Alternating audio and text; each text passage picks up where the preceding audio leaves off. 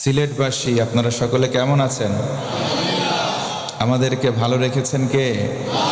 পৃথিবীতে ভালো রাখতে কেউ পারে না, একজন ছাড়া। তিনি কে? সে আল্লাহর জন্য নিবেদিত কণ্ঠকে উজাড় করে সিংহ শার্দুলের মতো গর্জন করে একটা বার পড়েন আলহামদুলিল্লাহ। আমাদের নামের শুরুতে বলা হয় আন্তর্জাতিক খ্যাতি সম্পন্ন মুফাসসিরে কোরআন। এগুলো বলবেন না।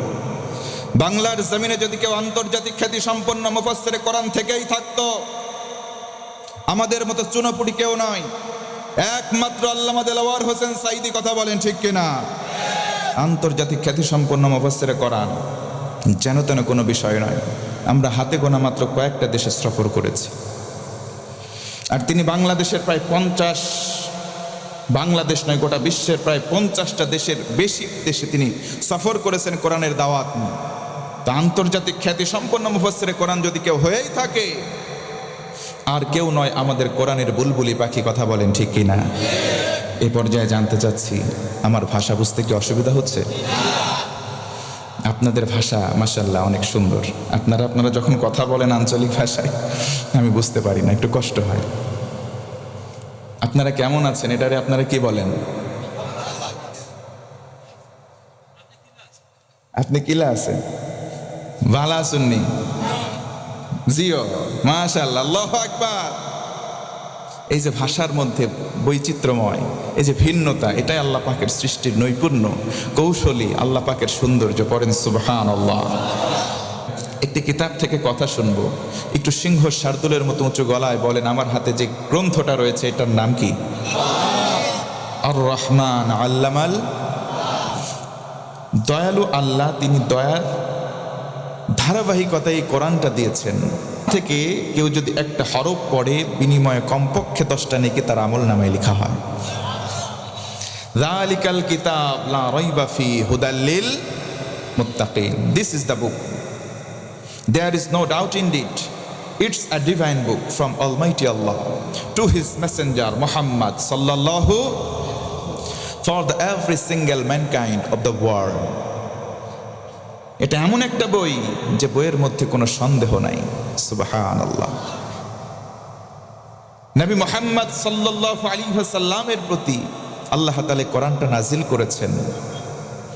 হাযা বায়ানুল লিন্নাস। গোটা পৃথিবীর কে মুসলিম, কে হিন্দু, কে বৌদ্ধ, কে খ্রিস্টান, ডাজন্ট ম্যাটার টু আল্লাহ।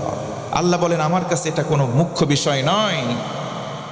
এই কোরআনের মধ্যে যে বয়ান দিলাম, গোটা পৃথিবীর মানুষ পদবাচ্য বিবেচিত যারা, তাদের জন্য কোরআনটা উন্মুক্ত। চিৎকার করে জোর গলায় একবার আল্লাহু আকবার। এই কোরআন থেকে কথা শুনবো। আল্লাহ বলেন ওয়ানুনাজ্জিলু মিনাল কুরআনি মা হুয়া শিফা ওয়া রাহমাতুল লিল মুমিনিন ওয়া লা ইয়াজিদুয যালিমিনা ইল্লা খাসারা। কোরআনে কারীমের মধ্যে রয়েছে ঔষধ মুমিনদের জন্য। আমাদের পাবনা জেলায় ঔষধের 2টা স্বাদ, এক খেতে মিষ্টি আর এক খেতে তেতো লাগে।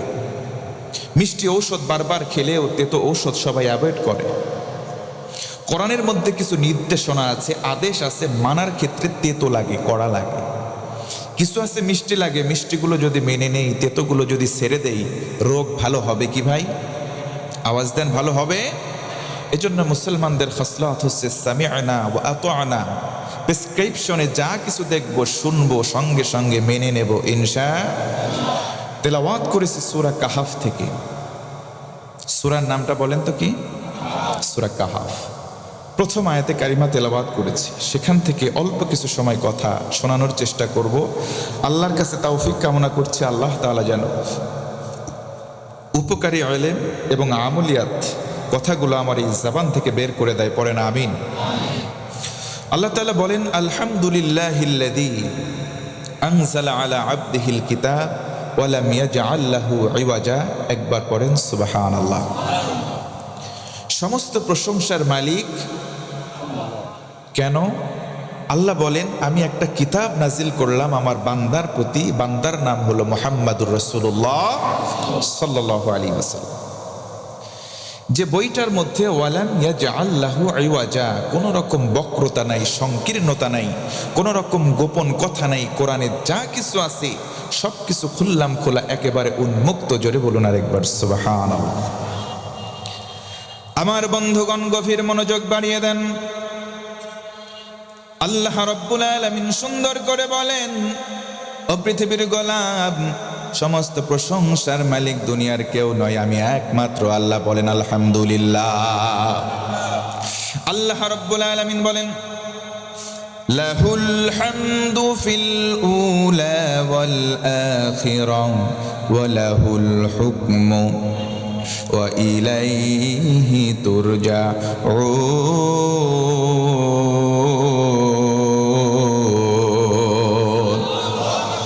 আমার আল্লাহ ডেকে ডেকে বলেন, ও বান্দারা, সমস্ত কাজের শুরুতে, প্রতিটা কাজের শুরুতে আমি আল্লাহর প্রশংসা করো, কাজের শেষেও প্রশংসা করো আমি আল্লাহ। আমরা যদি বলি কেন প্রশংসা করব, আল্লাহ বলেন, গোলাম, কারণ হলো লাহুল হুকমু, একমাত্র রাজত্বের মালিকানা আমি আল্লাহর। ও মুসলমান, বলেন তো রাজত্বের মালিক কে? আর জোরে বলেন কে? তাবারাকাল্লাযী বিয়াদিহিল মুলকু ওয়া হুয়া আলা কুল্লি শাইইন কাদির। বরকতময় সেই সত্তা যার হাতে ক্ষমতা। ও মুসলমান, কেউ যদি বলে সকল ক্ষমতার উৎস হলো জনগণ, এটা কুফরি কালাম। এই জন্য বলতে হবে সমস্ত ক্ষমতার মালিককে। আর জোরে বলেন কে? আল্লাহ আমার রব। ও মুসলমান ভাইয়েরা, বলেন তো এতে কোনো সন্দেহ আছে নাকি? আল্লাহ আমার রব, আল্লাহ আমার সব। আল্লাহ বলেন, গোলাম, কেউ যদি আমি আল্লাহকে বলে, আল্লাহ তুমি আমার রব, ও আল্লাহ তুমি আমার সব। আল্লাহ বলেন, গোলাম আর দেরি করব না, সঙ্গে সঙ্গে দুইটা পুরস্কার দেব। আল্লাহু আকবার।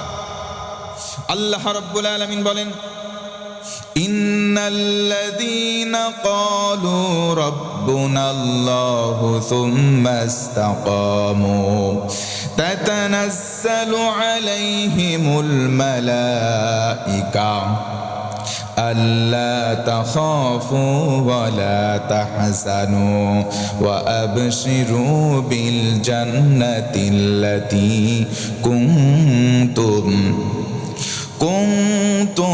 তুআদুন।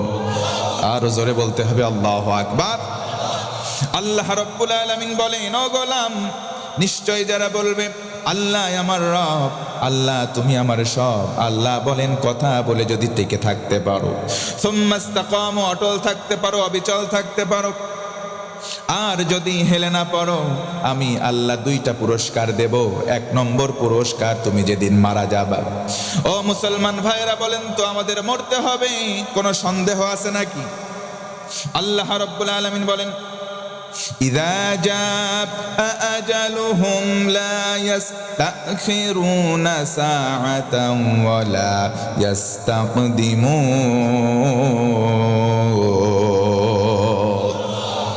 আমার আল্লাহ বলেন, ও বান্দা, যখন আজাল চলে আসবে, মৃত্যুর সময় ঘনিয়ে আসবে, এক সেকেন্ড সময় তোমাকে দেওয়া হবে না, জায়গায় তুমি ওয়াফাত বরণ করবা। আল্লাহ বলেন, গোলাম, যদি আমি আল্লাহকে রব বলে টিকে থাকো, মৃত্যুর সময় রহমতের ফেরেশতা পাঠিয়ে দেব।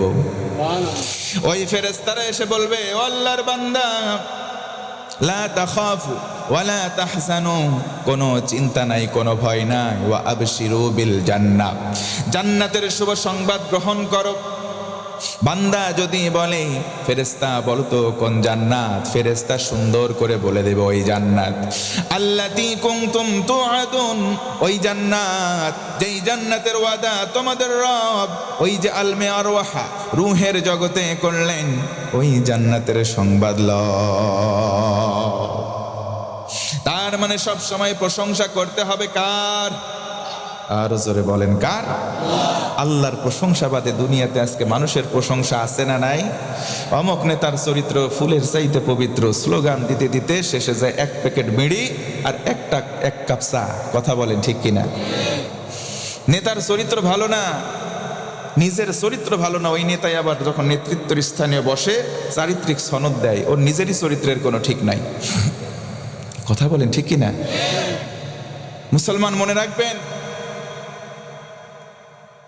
কোরআন দিয়ে যার জীবন শোধিত হয়, ওই জীবনের মধ্যে কোনো স্পট থাকতে পারে না।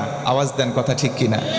তাফসিরে ফি জিলালিল কোরআন আল্লামা সাইয়্যিদ কুতুব শহীদ রহমাতুল্লাহি আলাইহি তিনি তার তাফসিরের মুকাদ্দামা ভূমিকা অংশের মধ্যে উল্লেখ করেন, ফি জিলালিল কোরআন হিয়া নি'মাল্লাহ ওয়া হিয়া সালাস। কোরআনের ছায়াতলে কেউ যদি জীবন সঁপে দেয় তার জন্য 3টা নিয়ামত রয়েছে। এই 3টা নিয়ামতটা আল্লাহ পাক পুরস্কার আকারে তুলে দেন। জোরে বলুন সুবহানাল্লাহ। 1 নম্বর তারফাউল উমর, যে ব্যক্তি কোরআনের নিচে এসে জীবনটা সঁপে দেবে তার সম্মান আল্লাহ বাড়িয়ে দেবেন। সম্মান দেওয়ার মালিককে একটু জোরে বলেন না কে? আল্লাহ রাব্বুল আলামিন বলেন, وَتُعِزُّ مَن تَشَاءُ وَتُذِلُّ مَن تَشَاءُ بِيَدِكَ الْخَيْرُ। আমার আল্লাহ বলেন, ও গোলাম, সম্মান দেওয়ার মালিক আমি আল্লাহ। সম্মান কোনো নেতা দেয় না, সম্মান কোনো দল দেয় না, সম্মান কোনো গ্রামবাসী দিতে পারে না। কথা বলেন ঠিক কিনা? সম্মান দেওয়ার মালিক যেমন আমার আল্লাহ, আবার অসম্মান বেইজ্জতি করার মালিকও আল্লাহ। কথা বলেন ঠিক কিনা? এই যে কোরআনের পাখি আল্লামা দেলাওয়ার হোসেন সাইদি, তাকে যারা রাজাকার বলতো তিনি সুন্দর করে স্মুথলি বলে গিয়েছেন, আমাকে যারা রাজাকার বললাম আমি দায়িত্বহীন কণ্ঠে বলে দিলাম তাদের বাপের ঠিক নাই। ও মুসলমান, কথা বলেন ঠিক কিনা? তারা জারজ সন্তান। পালানোর একদিন আগে একটা মাইনকা সিপার মানিককে আমরা দেখছিলাম উল্টা পাল্টা কথা বলে, কিন্তু কোরআনের পাখির বিরুদ্ধে কথা বলার কারণে আল্লাহ বেইজ্জতি করে পরের দিন ন্যাংটা করে ছাড়ছে। কথা বলেন ঠিক কিনা? এই জন্য বেইজ্জতি করার মালিক আল্লাহ। জোরে বলেন আল্লাহু আকবার। এই জন্য কোরআনের ছায়াতলে যারা থাকবে, কোরআনের কর্মীদের পক্ষে আপনি কথা বলতে না পারলে তাদের বিরুদ্ধাচারণ করবেন না। বলেন ইনশাআল্লাহ। 3টা পুরস্কার আল্লাহ দেবেন। 1 নম্বর সম্মান বাড়াবেন, 2 নম্বর তাবারাকাহুল হায়াত, জীবনটাকে বরকত দেবেন, বরকতময় করে দেবেন, 3 নম্বর হলো তাজকিয়াহুল হায়াত। কোরআনের কর্মীরা যখন কোরআন দিয়ে জীবন পরিচালনা করবে, নিজের ইচ্ছায় অনিচ্ছায় ছোট ছোট ভুল হতে পারে, আমার আল্লাহ ছোট ভুলগুলো মাফ করে দেবেন। সুবহানাল্লাহ। আল্লাহ রাব্বুল আলামিন বলেন, আলহামদুলিল্লাহিল্লাযী আনজালা আলা আবদিহিল কিতাব। একবার বলতে হবে আল্লাহু আকবার। এই যে আলহামদুলিল্লাহ, হামদুন শব্দের ব্যাখ্যায় মুফাসসিরিনে কেরাম উল্লেখ করেন, পৃথিবীতে যত প্রশংসা আছে শুধুমাত্র হবে কার? আর জোরে বলেন কার? এই জন্য আমরা সব সময় বলবো আলহামদুলিল্লাহ। আমরা বলবো আলহামদুলিল্লাহ। রাসূল আমার বলেন, তিরমিজি শরীফের হাদিস, কিয়ামতের সময় যখন হিসাব নিকাশ হয়ে যাবে, একদল জান্নাতে চলে যাবে, একদল জাহান্নামে। ও মুসলমান বলেন, জান্নাতি আর জাহান্নামী 2 দল কখনো সমান হতে পারে নাকি? আল্লাহ রাব্বুল আলামিন বলেন, লা ইয়াস্তাওয়ি আসহাবুন নারি ওয়া আসহাবুল জান্নাহ, আসহাবুল জান্নাতি হুমুল ফাইজুন।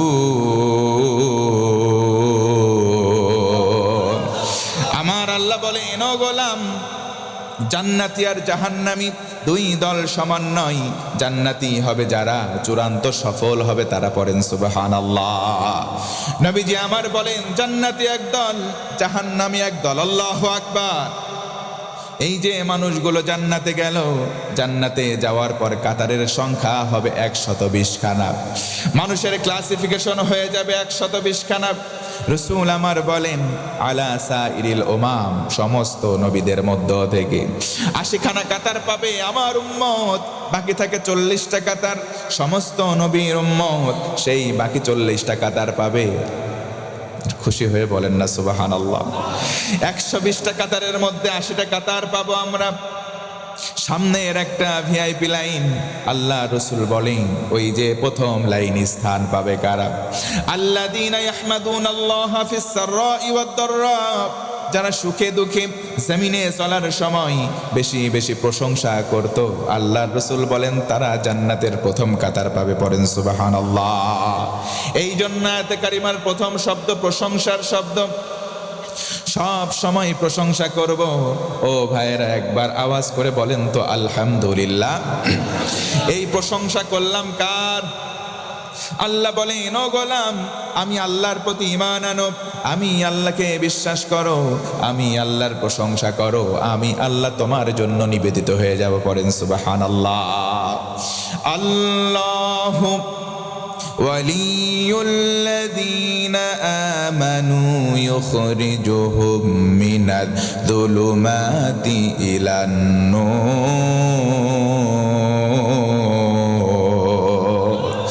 আমার আল্লাহ বলেন, ও গোলাম, আমি আল্লাহতে যদি তুমি বিশ্বাস করো, আল্লাহকে যদি মেনে নাও, আমি আল্লাহ তোমার বন্ধু হয়ে যাব। পড়েন সুবহানাল্লাহ।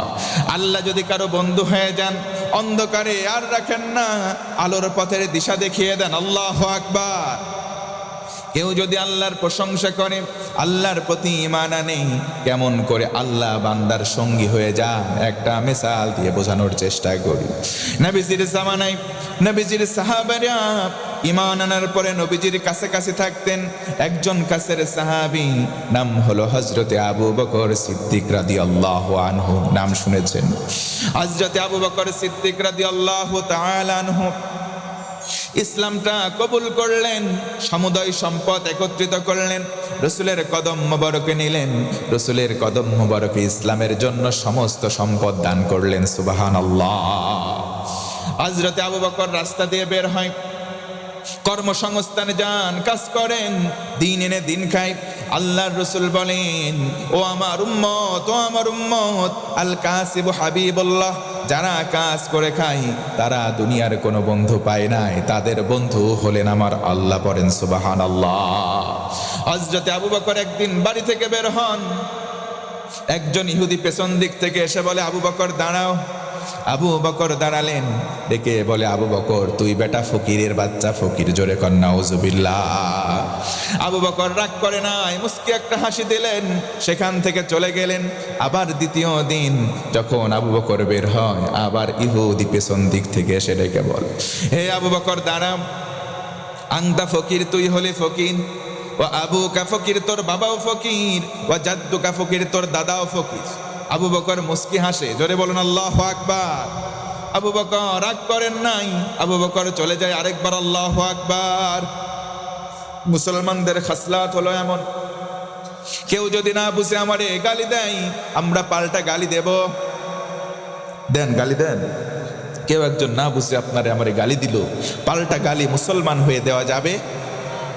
আল্লাহ রাব্বুল আলামিন বলেন, وعباد الرحمن الذين يمشون على الأرض هونا وإذا خاطبهم الجاهلون قالوا سلاما। الله أكبر। আল্লাহ রাব্বুল আলামিন বলেন, ও গোলাম, আমি রহমানের বান্দা হবে তারা যারা জমিনে চলবে, মূর্খরা এসে গালিগালাজ করলে পাল্টা গালির উত্তর দেবে না। জোরে কোন সুবহানাল্লাহ। হযরতে আবু বকর চলে গেলেন। তৃতীয় দিন যখন আবার বের হন, ইহুদি এসে বলে, আবু বকর দাঁড়াও, আজকে বললাম তুমি ফকির, তোমার বাবাও ফকির, দাদা ফকির, 14 বংশের সবাই ফকির। হযরতে আবু বকর আবার মুস্কি হাসি, সেখান থেকে চলে যাই। কিন্তু এবার ইহুদি বলে, আবু বকর, আজকের দিনে বললাম তুই যেমন ফকির, তোর বাবাও ফকির, তোর দাদাও ফকির। ও আবু বকর শোন, আজকের দিনে বললাম তোর আল্লাহও ফকির। নাউজুবিল্লাহ বলবেন না।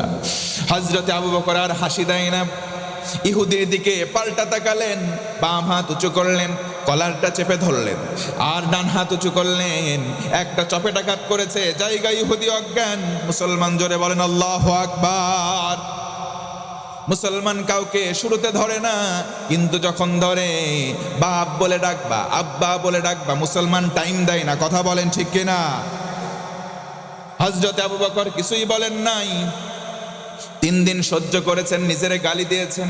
ও মুসলমান, আমার কণ্ঠের আওয়াজ যারা শুনতে পান, আমরাও দ্ব্যর্থহীন কণ্ঠে বলতে চাই, আমাকে গালি দেন, কিছুই বলবো না। বাপকে গালি দেন, কিছুই বলবো না। 14 বংশ তুলে গালি দেন, তবুও কিছু বলবো না। কথা বলেন ঠিক কিনা? কিন্তু সাবধান, তিনটা বিষয় আমার কলিজার চাইতেও দামি। এক হলেন আল্লাহ, দুই হলেন রসুল, আর তিন হলো কোরআন। ও মুসলমান, কথা বলেন ঠিক কিনা? আমারে গালি দেন, বাপদাদা 14 বংশ তুলে গালি দেন, একটা কথাও বলবো না। কিন্তু আমার আল্লাহ, আমার রসুল আর কোরআনকে গালি দিবেন, চোখ তুলে ফেলবো। কথা বলেন ঠিক কিনা? কারণ এই তিনটা বিষয়ের প্রতি যার ঈমান থাকে সেই ব্যক্তি পূর্ণ মুমিন হয়। আর যেই ব্যক্তি মুমিন হয় আমার আল্লাহ তার হয়ে যায়। একবার উঁচু গলায় বলেন সুবহানাল্লাহ। হযরত আবু বকর চলে গেলেন, ইহুদির নিথর দেহ অজ্ঞান, হঠাৎ করে জ্ঞান ফিরে আসলো, নবীজির দরবারে চলে গেল। ও মুহাম্মদ, তোমার সাহাবী আবু বকর আমার একটা চর মারছে, আমি অজ্ঞান হয়ে গেছি। নবীজি মুস্কি হাসে, জোরে কোন সুবহানাল্লাহ। নবীজি আমার বলেন, ও ইহুদি ভাই, তোমার বোধহয় কোথাও ভুল হচ্ছে। আল্লাহু আকবার। আমার সাহাবী আবু বকর কাউকে মারতে পারে না। আমার সাহাবী আবু বকর তোমারে মারে নাই না মুহাম্মদ, মার খেয়েছি আমি। আবু বকর আমাকে একটা চর মেরেছে, অজ্ঞান হয়ে গেছে। আল্লাহ রসুল বললেন, ইহুদি ভাই, আবু বকর মারতে পারে না। আমার কোন সাহাবী যদি তোমাকে মেরেই থাকে তার নাম আবু বকর নয়, তার নাম হবে ওমর। ও ভাইয়েরা বলেন, হযরতে ওমর মানুষ হিসেবে নরম নাকি গরম? কেমন গরম? আল্লাহ রসুল বলেন, আমার ওমর যখন কোন রাস্তা দিয়ে যাই, ওই রাস্তায় কমপক্ষে শয়তান 40 দিন সময় কাছাকাছি ভিড়তে পারে না। আল্লাহু আকবার। আমার সাহাবী ওমর মারছে, আবু বকর মারে নাই। কেউ চিনি, আমি তোমার সাহাবী ওমর কেউ চিনি। দুইজনের হাতের মায়ের ওজন আমার জানা। আবু বকর মারছে, এখনো বেঁচে আছি। ওমর যদি মারতো মুহাম্মদ, এই মুহূর্তে বেঁচে থাকতাম না। কথা বলেন ঠিক কিনা? সেই ওমরের মতো একটা ওমর বর্তমান জামানায় দরকার। কথা বলেন ঠিক কিনা? যুগ জামানা পাল্টে দিতে চাই না অনেকজন, এক ওমর আনতে পারে গোটা বিশ্বের জাগরণ। কথা বলেন ঠিক কিনা? একটা ওমর চাই গোটা বিশ্বকে পরিচালনা করার জন্য। একটা ওমর দরকার বর্তমানে। আওয়াজ দিয়ে কথা বলেন ঠিক কিনা? হযরত ওমরের মতো শাসন, এমন শাসক যদি বাংলার জমিন সহ গোটা বিশ্বের যে কোনো আনাচে কানাচে আসে, সব কিছু সোজা হয়ে যাবে, ঠান্ডা হয়ে যাবে। কথা বলেন ঠিক কিনা? ডোনাল্ড ট্রাম্প বেটা ক্ষমতায় আসার পরে মনে হয় মুসলমান একটু ভয় পেয়েছে, নাকি? ভয় পেয়েছেন? মুসলমান মাথা নত করবে কার কাছে? জোরে বলেন না, কার কাছে? পৃথিবীতে ক্ষমতার মসনদে এসেছিল ডোনাল্ড ট্রাম্প, এর থেকে শত শত বেশি ক্ষমতাধর ছিল ফেরাউন, নমরুদ। কথা বলেন ঠিক কিনা? তাদেরকে পর্যন্ত শায়েস্তা করতে আল্লাহ বিন্দু মাত্র টাইম নেই নাই। আর এ তো চুনোপটি। আওয়াজ দেন, কথা ঠিক কিনা? এইগুলোর দেখার টাইম মুসলমানদের নাই। মুসলমানরা মাথা নত করবে একজনের কাছে। তিনি কে? আরো জোরে বলেন, তিনি কে? আমরা এই কোরআন আল কারীম এবং ইসলামী শাসনতন্ত্র বাংলার জমিনে কায়েম হয়ে যাক, চাই কি চাই না? আরো জোরে বলেন, চাই কি চাই না? ও মুসলমান, মনে রাখবেন, আইয়ুবীর শাসন, বঙ্গবন্ধুর ভাষণ, জিয়া কেটেছিল খাল, এরশাদের নানাল তাল, ফখরুদ্দিন, মঈনুদ্দিন, সব ঘোড়ার ডিম দেখা শেষ। সামনে দেখতে চাই আমরা আল কোরআনের বাংলাদেশ। কথা বলেন ঠিক কিনা? আল কোরআনের বাংলাদেশ আমরা দেখতে চাই। কারা কারা দুটো হাত তুলে একবার তাকবীর দিয়ে আল্লাহকে দেখিয়ে দেয়।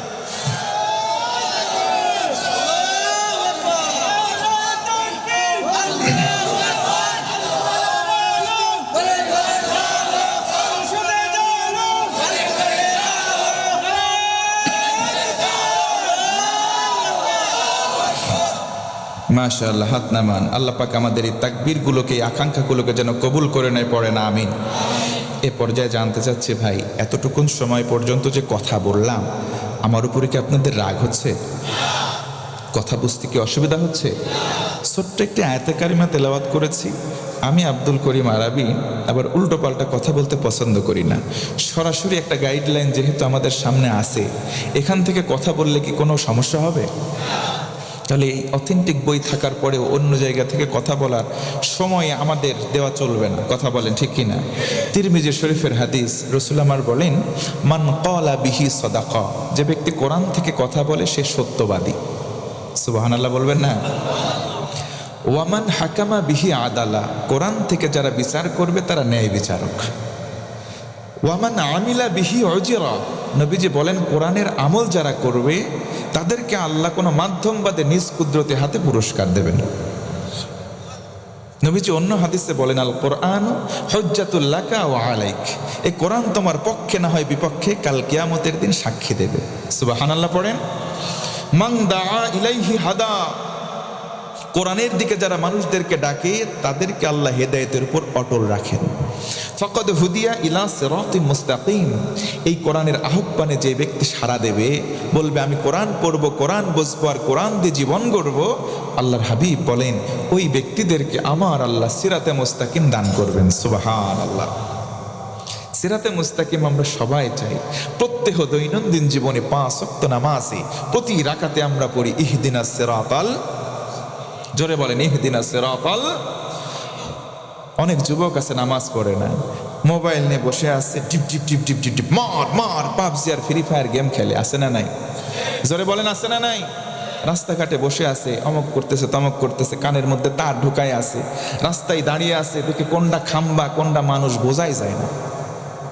এর কান দিয়েও তার বের হয়ে আছে, ওর খাম্বার কান দিয়েও তার বের হয়ে আছে, কোনটা কারেন্টের খাম্বা কোনটা মানুষ নামক খাম্বা টের পাওয়া যায় না। ও যুবক ভাইরা কথা বলো, আছে না নাই?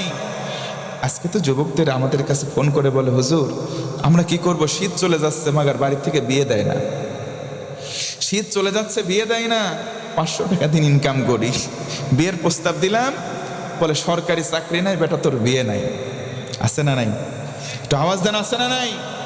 সরকারি চাকরি নাই, বিয়ে নাই, রাস্তা দিয়ে হেঁটে যায়। আগের জামানায় শুনতাম মেয়ে মানুষ রাস্তা দিয়ে হাঁটলে ছেলেরাই প্রিজিং করত।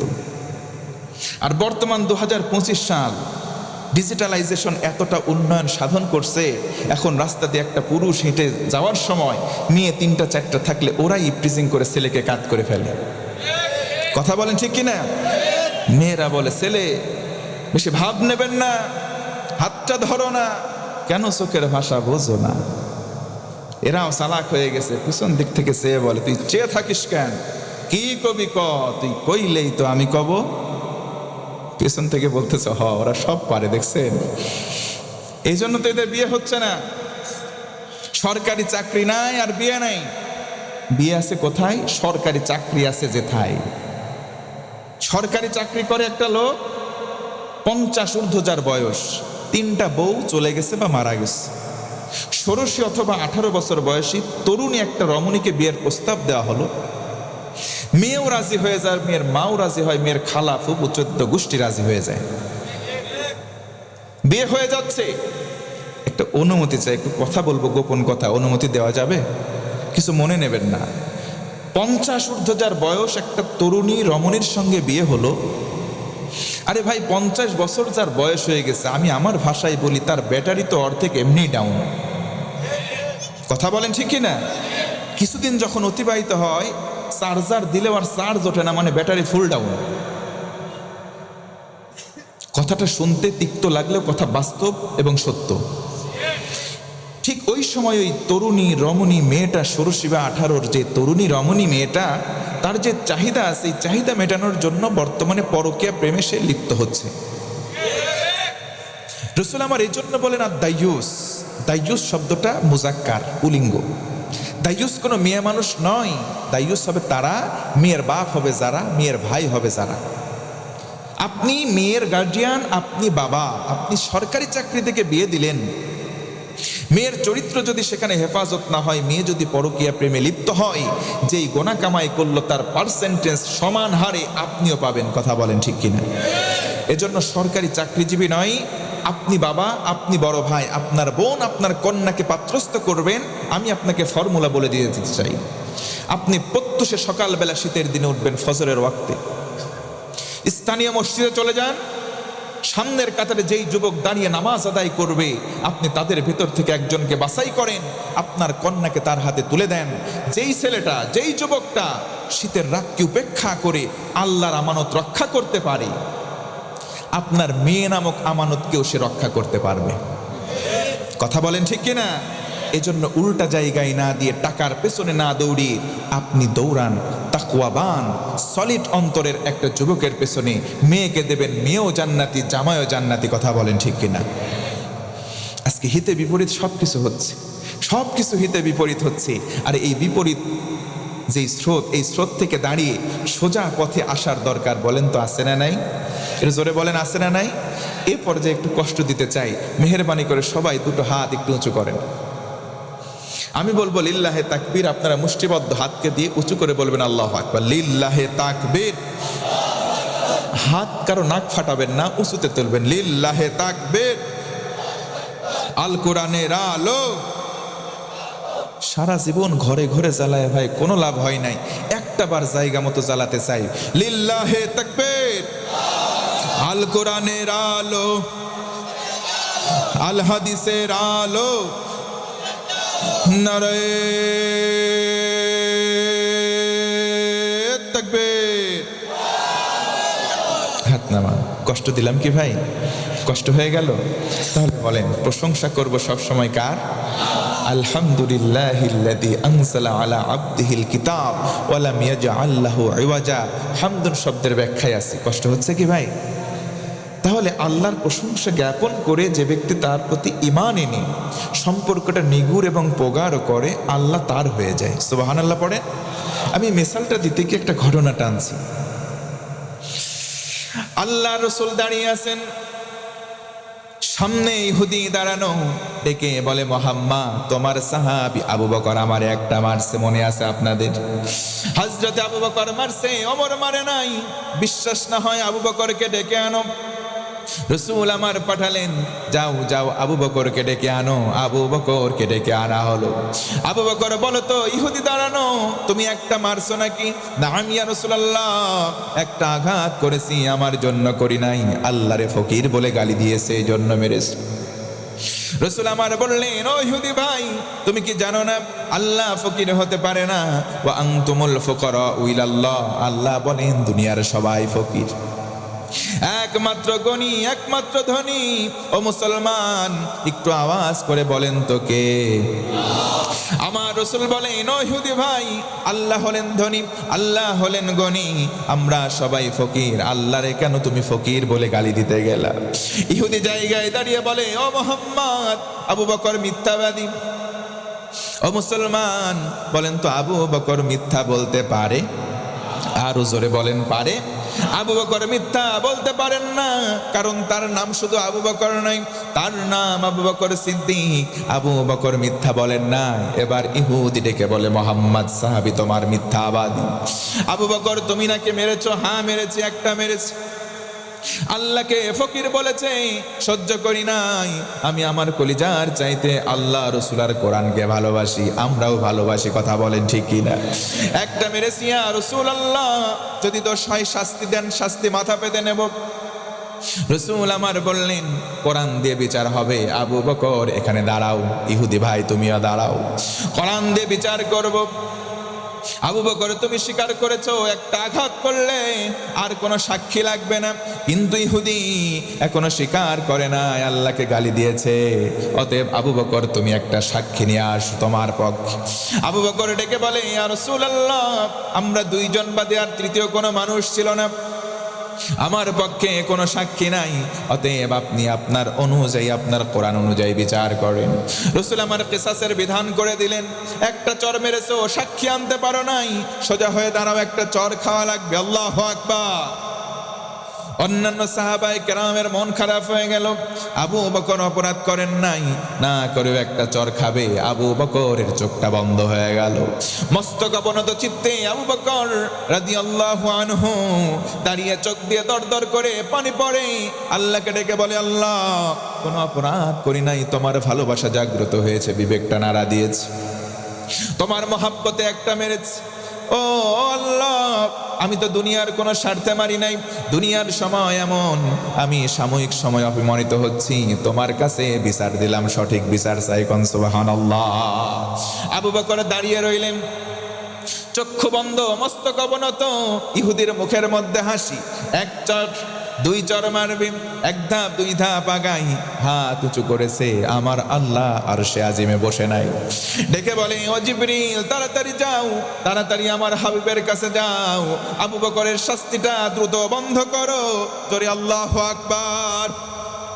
সূরা আলে ইমরান 181 নম্বর আয়াত আল্লাহর হাবিবের কাছে নাজিল হলো। সঙ্গে সঙ্গে রাসূল আমার বললেন, ইহুদি তাড়াতাড়ি দাঁড়িয়ে যা। এই ইহুদি বেটা, তোর মারার কোনো এখতিয়ার নাই, তাড়াতাড়ি যেই জায়গায় দাঁড়িয়ে আছিস ওখানে দাঁড়িয়ে পড়, আল্লাহু আকবার। আবু বকরের দুনিয়ায় কোনো সাক্ষী নাই, ওই ইহুদি ভাই আবু বকরের পক্ষে আমার আল্লাহর আরশে আজিম থেকে নিজেই সাক্ষী দিয়ে দেয়। এই জন্য সবসময় প্রশংসা করব কার? ঈমান আনবো, ঈমানটাকে নবায়ন করব, আল্লাহর সঙ্গে মহাব্বত বাড়াবো। কথা বলেন ঠিক কিনা? আল্লাহ রাব্বুল আলামিন বলেন, মান তাবা ওয়া আমানা ওয়া আমিলা আমালান সালিহান ফাউলাইকা ইউবাদদিলুল্লাহু সাইয়্যাতিহিম হাসানাত।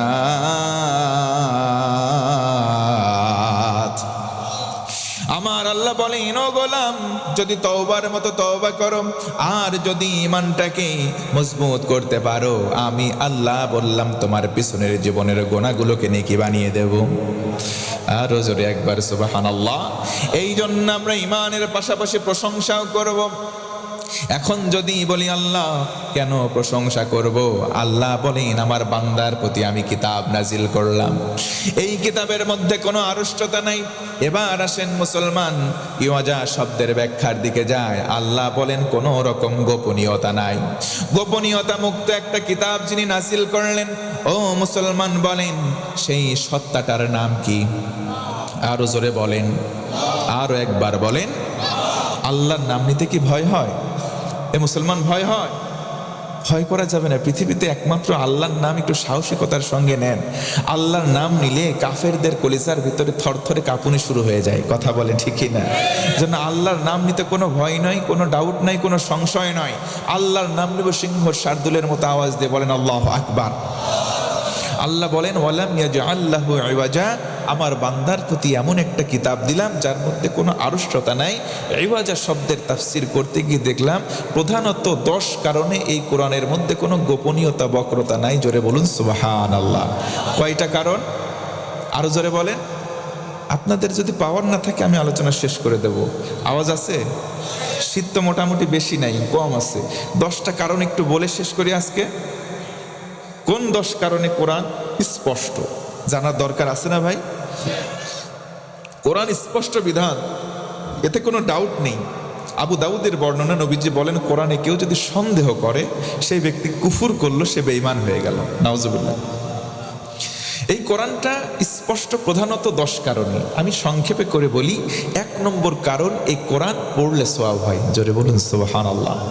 মান ক্বারা হারফাম মিন কিতাবিল্লাহ, নবীজি আমার বলেন, কোরআন থেকে কেউ যদি একটা হরফ তেলাওয়াত করে একটা নেকি তার আমলনামায় দেওয়া হয়। এই নেকিকে 10 আমসাল, নবীজি আমার বলেন কমপক্ষে 10 গুণ বাড়িয়ে দেওয়া হয়। তার মানে হলো একটা অক্ষর তেলাওয়াত করলে 10টা নেকি বান্দার আমলনামায় দেওয়া হয়। আমার বন্ধুগণ, গভীর মনোযোগ বাড়ান। কোরআনুল কারীম কেন স্পষ্ট? কোরআনুল কারীম পড়লে সওয়াব হয়। 2 নম্বর কারণ। আর 3 নম্বর কারণ, হযরত উসমান রাদিয়াল্লাহু আনহু থেকে বর্ণিত হাদিস। আল্লাহর নবীজি বলেন, খায়রুকুম মান তাআল্লামাল কুরআন ওয়া আল্লামা, এই কোরআন কেউ যদি পড়ে আর মানুষদেরকে পড়ায়, দুনিয়ার মধ্যে 2 শ্রেণীর মানুষ সবচাইতে সম্মানের হয়ে যায়। 1 নম্বর কারণ, কোরআন পড়লে সওয়াব হয়। 2 নম্বর কারণ, কোরআন শিখলে সওয়াব হয়। এই কোরআন 3 নম্বর কারণ, স্পষ্ট শিখাইলেও সওয়াব হয়। আল্লাহু আকবার। ও মুসলমান, আজকে কোরআন প্রত্যেকটা মানুষের ঘরে ঘরে অন্তত একটা করে কপি আছে না নাই? কোরআনের কপি আছে, কিন্তু কোরআনের তেলাওয়াত নাই। কোরআনের তেলাওয়াত না থাকলে অনেক ঘর এমন আছে, সকাল যখন হয়ে যায় মিউজিকের মধ্যে চালু করে দেয়, গান বাজনা বাজে, সকাল হয় মানুষের খারাপ কাজ দিয়ে কথা বলেন আছে না নাই? অথচ উচিত ছিল কোরআনের আওয়াজ দিয়ে সকালটা হওয়া। বাংলার জমিনে এমন সময় ছিল যেই সময় সকাল হতো মানুষের গুনগুন তেলাওয়াত দিয়ে। আজকেও যদি সেই সোনালী সমাজ আমরা ফিরে পেতাম, সোনালী সমাজ ফিরে পাওয়ার সঙ্গে সঙ্গে আল্লাহ রব্বুল আলামিনের রহমতের ফোয়ারা বাংলার জমিনে আসতো। কথা বলেন ঠিক কিনা? এই কোরআন আল কারীম স্পষ্ট, এই কোরআন আল কারীমের মধ্যে বক্রতা নাই, প্রধানত 10 কারণে। আরেকবার আওয়াজ করে বলেন কয় কারণ? 1 নম্বর কারণ, কোরআন পড়লে সওয়াব হয়। 2 নম্বর কারণ, কোরআন শিখলে সওয়াব হয়। 3 নম্বর কারণ, কোরআন শিখাইলেও সওয়াব হয়। জোর গলায় একবার বলতে হবে সুবহানাল্লাহ। 4 নম্বর কারণ হলো কোরআন শুনলে লাভ হয়। 4 নম্বর কারণ হলো মুসলমান, কোরআন শুনলে সওয়াব হয়। কথা বলেন ঠিক কিনা? আল্লাহ রাব্বুল আলামিন বলেন, وَإِذَا قُرِئَ الْقُرْآنُ فَاسْتَمِعُوا لَهُ وَأَنصِتُوا لَعَلَّكُمْ تُرْحَمُونَ।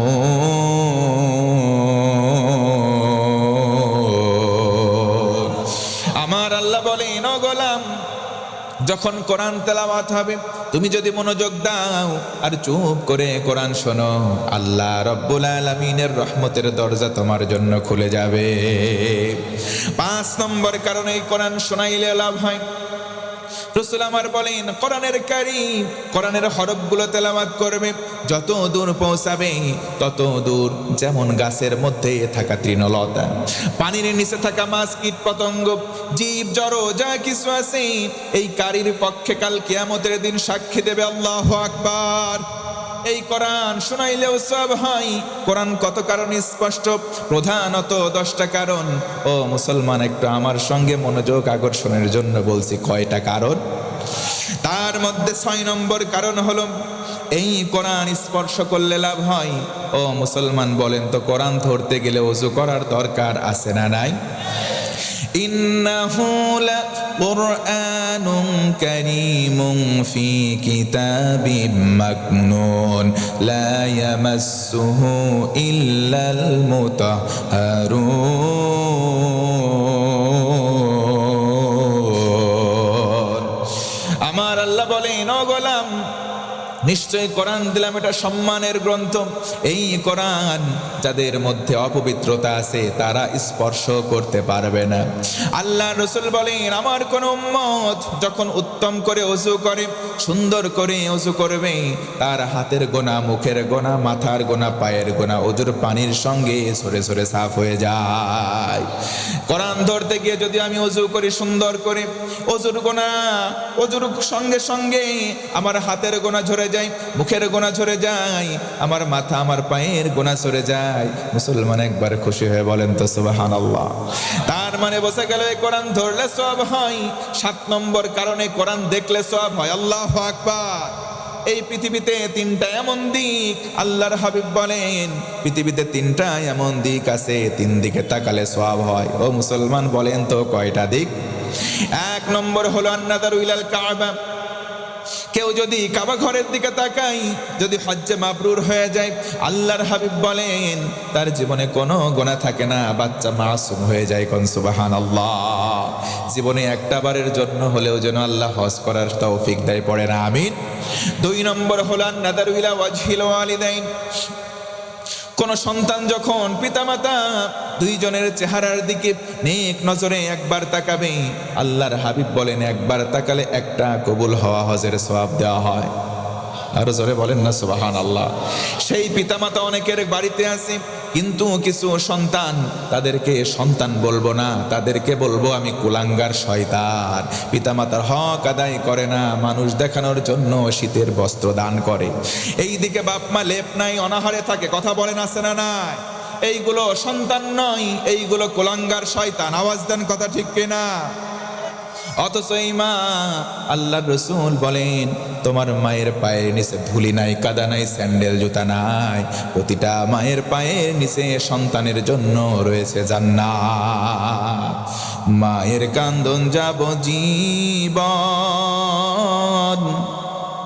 2-4 মাস বোনের কান্দন রে, ঘরে ঘরের বড়ি পারের কান্দন দুই একদিন পর থাকে না, গর্ভধারিণী মা জনম দুঃখিনী মা, কপাল পোড়াহায় আমার জন্মদাত্রী মা। কথা বলেন ঠিক কিনা? আল্লাহ রসুল বলেন, ও আমার উম্মত, হুমা জান্নাতুকা ওয়া নারুক, মা বাবা তোমার জান্নাত, না হয় মা বাবা তোমার জাহান্নাম। এই জন্য দুয়ের সঙ্গে ভালো আচরণ করবো ইনশাআল্লাহ। তিন দিকে তাকালে সওয়াব হয়। 3 নম্বর হলো নাদারু ইলাল মাসাহাফ আবিল কোরআন আল কারীম। কেউ যদি কোরআনটা খোলে আর বলে এগুলো আমার রবের কথা, আমার আল্লাহর কথা, যতক্ষণ তাকিয়ে থাকবে ততক্ষণ রহমতের ফেরেশতারা তার জন্য ইস্তেগফার করতে থাকে, দোয়া পড়ে। আল্লাহু আকবার। ও মুসলমান, এই জন্য কোরআন যদি আপনি পড়তে নাও পারেন, কোরআন খুলে খুলে বলবেন এগুলো আমার আল্লাহর কথা, বলেন ইনশাআল্লাহ। 8 নম্বর কারণ হলো আমার ভাইয়েরা, এ কোরআন মানলেও লাভ হয়। কথা বলেন ঠিক কিনা? ফামান তাবিআ হুদায়া ফালা খাউফুন আলাইহিম ওয়ালা হুম ইয়াহজানুন।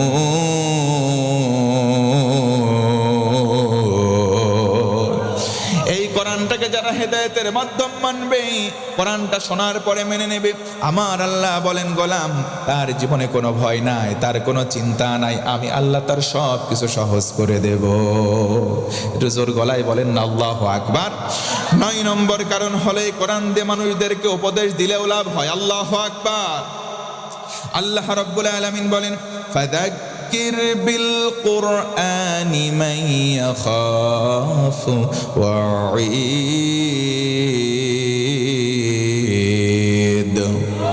আল্লাহ রাব্বুল আলামিন বলেন, কোরআন দিয়ে মানুষদেরকে উপদেশ দাও যাদের কলিজায় আল্লাহর ধমকের ভয় আছে, তাদের কলিজায় কাজ হবে। ও মুসলমান বলেন তো, আল্লাহকে আমরা ভয় করি কি করি না? আরো জোরে বলেন, করি কি করি না? আল্লাহ রাব্বুল আলামিন বলেন, ও গোলাম, যদি আমি আল্লাহর ভয় তোমার কলিজার মধ্যে থাকে, আমি আল্লাহ দুনিয়ার কোনো মানুষকে তোমার সঙ্গী বানাবো না। আর সে আজিম থেকে ঘোষণা করলাম, তোমার কলিজায় যদি আল্লাহর ভয় থাকে, আমি আল্লাহ তোমার বন্ধু হয়ে যাব।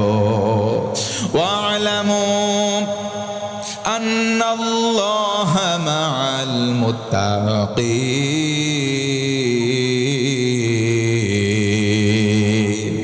আল্লাহ রাব্বুল আলামিন বলেন, জেনে রাখো, শুনে রাখো, আমি আল্লাহর ঘোষণা হলো, ও গোলাম, তুমি যদি তাকওয়াবান হও, তোমার কলিজায় যদি আমি আল্লাহর ভয় থাকি, আমি আল্লাহ দুনিয়ার কোনো মানুষকে ছেড়ে দেব না, সরাসরি আমি নিজেই তোমার বন্ধু হয়ে যাব। সুবহানাল্লাহ। আমি তোমার সঙ্গে থাকবো। দুনিয়াতে যদি আমার কেউ না থাকে, যদি একমাত্র আল্লাহ থাকেন, ও মুসলমান বলেন তো, আমার আপনার ভয় থাকার কোনো কারণ আছে? আল্লাহ যদি আমার সঙ্গী হয়, কোনো ভয় আছে নাকি? আল্লাহ বলেন, তাকওয়াবান হও, আমি আল্লাহ সঙ্গী হব। আল্লাহু আকবার। 10 নম্বর কারণ হলো, এই কোরআনের জন্য জীবন যদি কেউ দেয় তাও লাভ হয়। ও মুসলমান বলেন, কোরআনের জন্য জীবন দেওয়ার মানুষ বাংলার জমিনে আছে না নাই? আসতে বলবেন না, জোরে বলেন, আছে না নাই? এই কোরআনের জন্য জীবন দেওয়ার মানুষ বাংলার জমিনে আছে না নাই? কোরআনকে ভালোবেসে জীবন দিয়েছে, উৎসর্গ করে অনেকে। আল্লাহ বলেন, এই কোরআন ওয়ালাম ইয়াজআল লাহু ইওয়াজা, কোনো আড়ষ্টতা নাই, বক্রতা নাই। 10th and ফাইনাল 10ম কারণ হচ্ছে, এই কোরআনের জন্য জীবন যদি কেউ দেয় তার লাভ হয়। জোরে কোন সুবহানাল্লাহ। এই কোরআনের জন্য জীবন দিয়েছে মানুষগুলো বাংলার জমিনে হাজারে হাজার। কোরআন প্রিয় মানুষের রক্তে রক্তিম হয়েছে সাতক্ষীরার মাটি, রাজশাহীর মাটি, বীর চট্টলার মাটি। কথা বলেন ঠিক কিনা? ঢাকা সহ গোটা বাংলার জনপদ আওয়াজ দিয়ে কথা বলেন ঠিক কিনা?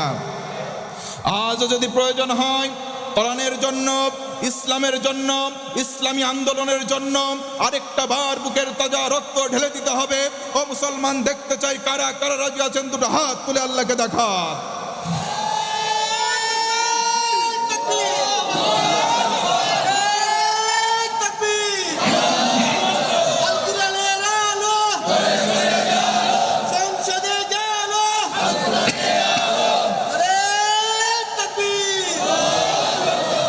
মাশাআল্লাহ।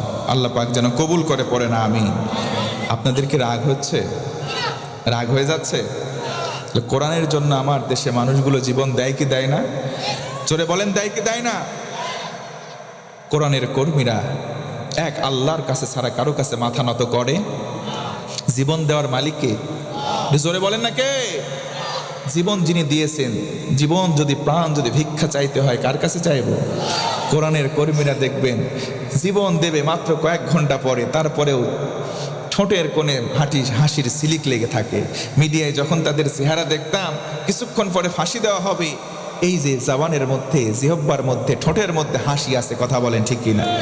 কারণ তাদের কলবের ভেতরে কথা স্পষ্ট, লা তাকুলু লিমান ইউকতালু ফি সাবিলিল্লাহি আমাত বাল আহইয়াউ ওয়ালাকিন লা তাশউরুন। আল্লাহ ধমকের স্বর দিয়ে বলেন, পৃথিবীর মানুষ তোমরা শোনো, এই জমিনের মানুষগুলো শোনো, যারা আল্লাহকে ভালোবেসে দ্বীনের জন্য জীবনটাকে দিয়ে দেয়, জীবনটাকে নিবেদন করে দেয়, তারা দুনিয়ার মানুষের কাছে মৃত হলেও আমি আল্লাহর কাছে তারা জিন্দা। জোরে কোন আল্লাহু আকবার। বিন্নাত আল্লাহ বলেন অহুম ইউরসাকুন, তাদেরকে আমি আল্লাহ রিজিক দিতেই থাকি। ও মুসলমান, এজন্য যারা কোরআনের জন্য, ইসলামী আন্দোলনের জন্য জীবন দেয়, তারা জীবন দেয়া দৃশ্যমান হলেও তারা প্রকৃতপক্ষে মরে না, কথা বলেন ঠিক কিনা? তারা মরে না। রাসূল আমার বলেন, যারা কোরআনের জন্য জীবন দিল, যারা কোরআনের জন্য জীবনটাকে নিবেদন করে দিল, তাদের জন্য তাই জোরে বলুন সুবহানাল্লাহ। আলোচনা চালাবো না শেষ করে দেবো? কয়টা পুরস্কার? আর একটু জোরে বলেন। ওই যে উঠতেছে, আমি উঠলে আলোচনা করব না। আসবে আবার নাকি? আসবে তো সোনামণি, তো ছোট নতুন নাকি? যুবক মানুষ যদি এত পেশাব করতে যায়, ডায়াবেটিক্সের লক্ষণ হয়, তো বিয়েই হবে না। এই জন্য তো হারপালের পোস্টার চারিদিকে দেখি, যুবকদের যৌবন শক্তি কমে যাচ্ছে, 1 ঘন্টা বসে থাকতে পারে না, তাহলে বিয়ে এই জন্য তো হয় না। মুসলমান, কথা বলেন ঠিক কিনা? আজকে মুরব্বীদেরকেও অবস্থা কাহিল, অনেক মুরব্বী আছে যুবকের থেকে, তাদের জোয়ানি শক্তি এখন অনেক বেশি আছে। মুরব্বীরা কথা বলেন ঠিক কিনা? এরা বলবে, বাবারে বয়স না হয় মুরব্বী হয়েছে, মন কিন্তু এখনো বুড়া হয় নাই। আছে না নাই? দেখতে বাহ্যিকভাবে হয়তো মুরব্বী হয়েছি, মাগার এখনো আমার মনটা জোয়ানিতে ভরপুর। আরে ভাই, বয়সটাই ডাজেন্ট ম্যাটার, বয়সটাই মূল বিষয় নয়, মনের কুওয়াতটাই সব থেকে বড় বিষয়। কথা বলেন ঠিক কিনা? অনেক আছে 18 বছর 20 বছরের যুবক, মন বুড়া আগেই হয়ে গেছে, শীতে কাবু হয়ে থাকে। অনেক মুরব্বী আছে শীতের বেলা ফজরের পর দেখবেন হাঁটতে বের হয়, আবার দেখবেন নিড়ানি নিয়ে কোদাল নিয়ে কাজকর্মও করে। আছে না নাই? পাবনার ভাষা কি বুঝতে অসুবিধা হয়? আমি একটু পাবনার আঞ্চলিক ভাষায় কথা কব ভাই, আমার আঞ্চলিক ভাষায় একটু কথা কব, যদি আপনার অনুমতি পাই কব ভাই। একটা উদাহরণ দিয়ে কথা কই, কোরআন না হাদিসও না। তো বলেন তো, গ্রাম্য পরিবেশের মধ্যে, আপনাদের অনেকটা গ্রাম্য পরিবেশও আছে, গ্রামের ভিতরে মানুষের ভিতরে হিংসা চেনেন আপনারা? হিংসা কি আছে? আমি আমার আঞ্চলিক ভাষায় যদি অনুমতি দেন, না ওটাউটি করেন, তাহলে একটা ঘটনা কব। আমার আঞ্চলিক ভাষা বুঝতে না পারলে কবেন, আমি পরে আবার শুদ্ধ করে কয়ে দেবো না। যেহেতু হিংসা আছে গ্রাম্য পরিবেশ, মনে করেন একটা গ্রামের ভিতর 2টি বন্ধু ছিল। বন্ধু বোঝেন তো আপনারা? একটা বন্ধু একটু চালাক আর একটা একটু বোকা, মানে ভেদা টাইপের। মেন্টাল হাসপাতাল আছে পাবনা, আপনারা জানেন? মানসিক হাসপাতাল। সেদিন মানসিক হাসপাতালের ঠিক পাশেই মাহফিল করলাম, তা আমার সাথে সুজন ভাই থাকে, আমার মিডিয়া পার্সন। বলতেছে যে আপনার ওয়াজ শুনে অনেক পাগলও ভালো হয়ে গেছে। তো না, মেন্টাল হসপিটাল দেখতে যাবেন আপনারা। 2টি বন্ধু ছিলি, একটা চালাক আর একটা একটু বোকা।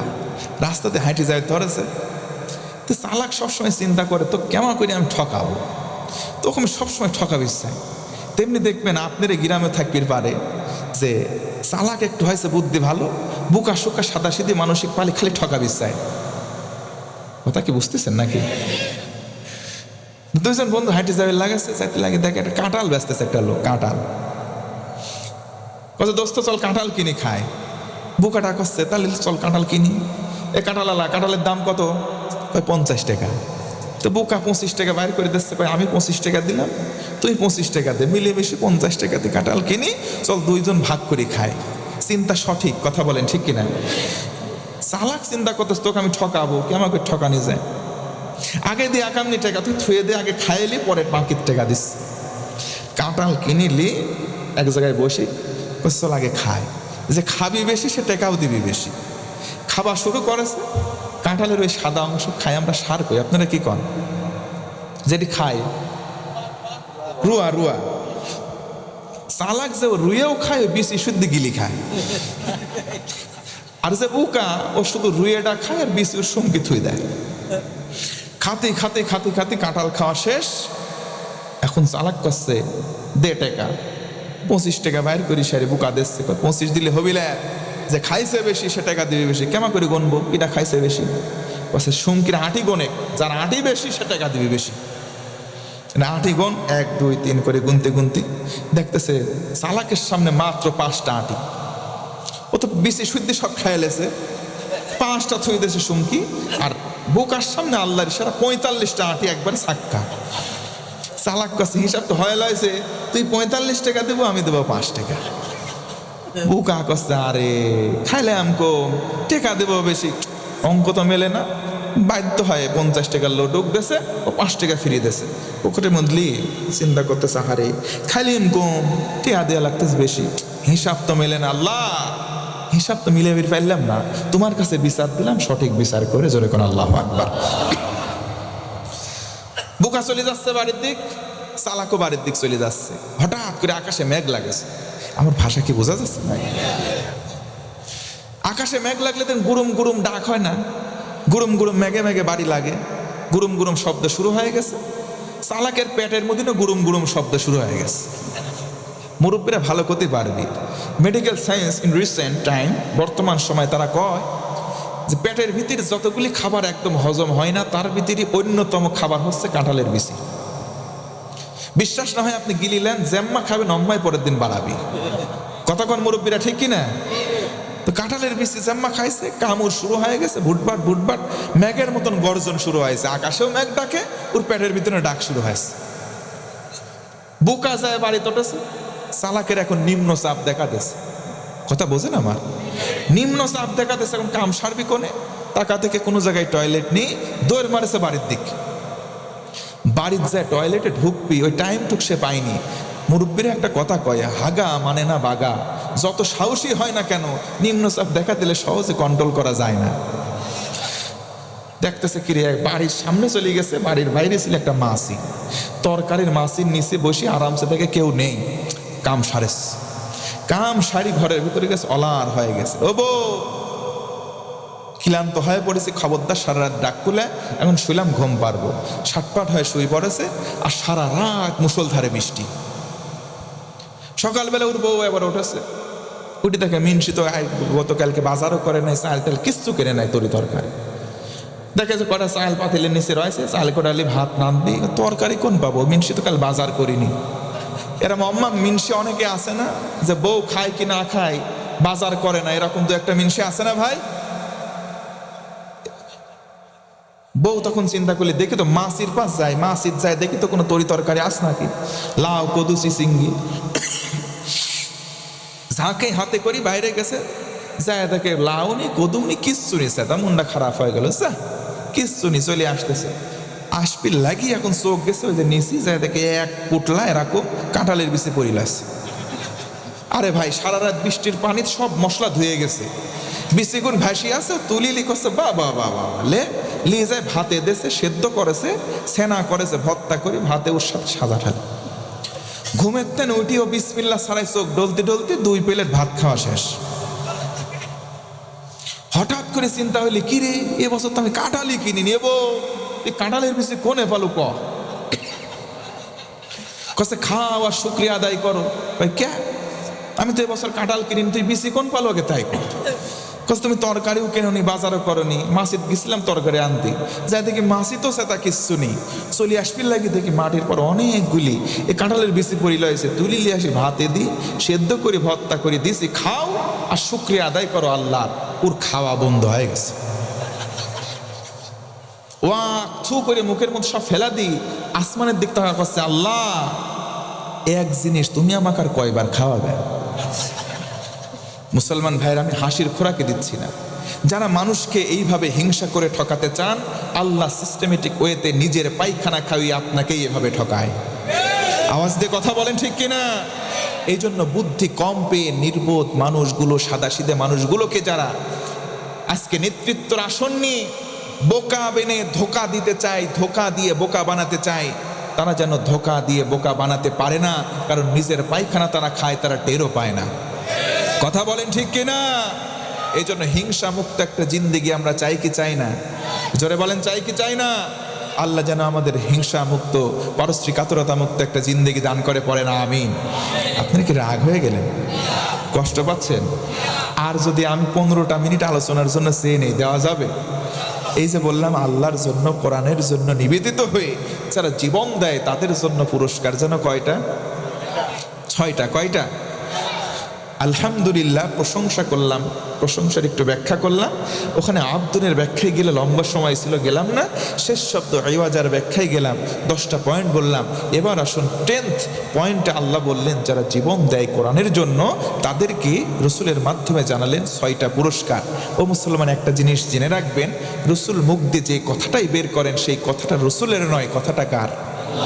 আরো জোরে, ওয়ামা ইয়ানতিকু আনিল হাওয়া ইন হুয়া ইল্লা ওয়াহয়ুন ইউহা। জোর গলায় বলুন আল্লাহু আকবার। একটু জিকির করুন, লা ইলাহা।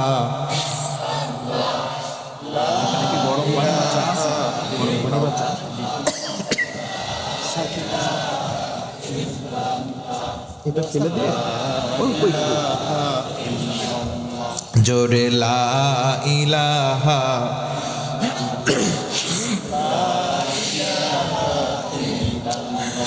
জন্ম আমার নবীর যুগে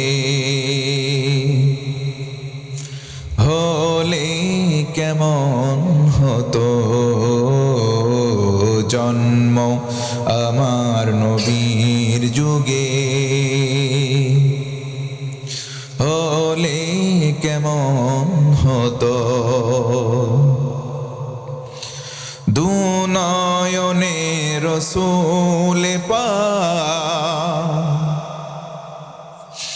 দেখিলে কেমন হতো,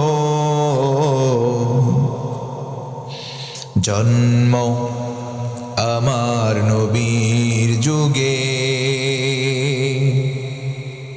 হলে কেমন হতো, আসত ভেসে হযরতে বেলালের মধুর আযান, যে আযানে ছিল এমন প্রেম মুগ্ধ রহমান, দয়ার নবীর পিছে নামাজ পড়লে কেমন হতো, জন্ম আমার নবীর যুগে হলে কেমন হতো, দিনই কত আলোচনায় থাকতাম আমি অধম, সামনে রসুল পাক হতো পাশে সাহাবাগণ, আবু বকর ওমর উসমান আলী সঙ্গী কেমন হতো, জন্ম আমার নবীর যুগে হলে কেমন হতো। জোরে কোন মারহাবা। আমার বন্ধুগণ মনোযোগ বাড়ায় দেন, কেউ যদি কোরআনের জন্য নিবেদিত হয়ে জীবনটা উৎসর্গ করে দেয়, আল্লাহর রাসূল বলেন 6টা পুরস্কার নগদে আমার আল্লাহ দান করে দেয়। 1 নম্বর পুরস্কার হলো আল্লাহর গোলাম, যেই ব্যক্তি কোরআনের জন্য, ইসলামের জন্য নিবেদিত হয়, ইসলামী আন্দোলনের জন্য জীবনটাকে উৎসর্গ করে দেয়, রক্তের প্রথম ফোঁটা মাটিতে পড়ার সঙ্গে সঙ্গে তার জীবনের গুনাহ আল্লাহ মাফ করে দেয়। শুধু তাই নয়, যেই ব্যক্তি জীবন দেয়, জীবনের গুনাহ মাফ হয়ে যায়, জান্নাতে কোন জায়গায় অবস্থান করবে আমার আল্লাহ রব্বুল আলামিন ফেরেশতাকে মাধ্যম করে জায়গাটা দেখিয়ে দেয়। 2 নম্বর পুরস্কার হলো কবরে যেই অবস্থা, এই কবরের মধ্যে প্রশ্ন থেকে আমার আল্লাহ তাকে হেফাজত করেন। ও মুসলমান বলেন, কবরের মধ্যে প্রশ্ন কয়টা? এই তিনটা প্রশ্নের যারা জবাব দিতে পারবে আল্লাহর রাসূল বলেন চতুর্থ প্রশ্ন করা হবে, বলা হবে এই তথ্যগুলো তুমি কোথায় পেয়েছো? তাকে বলা লাগবে আমি কোরআন পড়ে পড়ে এই তথ্যগুলো পেয়েছি, বলেন সুবহানাল্লাহ। 3 নম্বর পুরস্কার হলো কেউ যদি কোরআনের জন্য নিবেদিত হয়ে জীবন উৎসর্গ করে আমার আল্লাহ তার হাসরের বিপদ থেকে রক্ষা করবেন, জোরে বলুন সুবহানাল্লাহ। 4 নম্বর হলো দামি একটা নূরের এমন একটা মুকুট পরিয়ে দেওয়া হবে যে মুকুট চকমক চকমক করে জ্বলতে থাকবে। 5 নম্বর পুরস্কার হলো 70 থেকে 72টা হুরের সঙ্গে ওই শহীদের বিবাহ বন্ধন দেওয়া হবে। ও মুসলমান একটু উঁচু গলায় বলেন তো সুবহানাল্লাহ। 6 নম্বর পুরস্কার হলো যেই ব্যক্তি শহীদ হবে আমার রাসূল বলেন তাকে কমপক্ষে 70 জন ওয়াজাবাত লাহুন নার, তার আত্মীয় স্বজনের মাঝ থেকে জাহান্নামের আগুন আবশ্যিক হয়ে গেছে এমন তাদেরকে সুপারিশ করে জান্নাতি বানাতে পারবে, জোরে গণ সুবহানাল্লাহ। ও মুসলমান শেষের দিকে আসলাম, আমি বলতে চাই বলেন তো জান্নাতে আমরা যেতে চাই কি চাই না?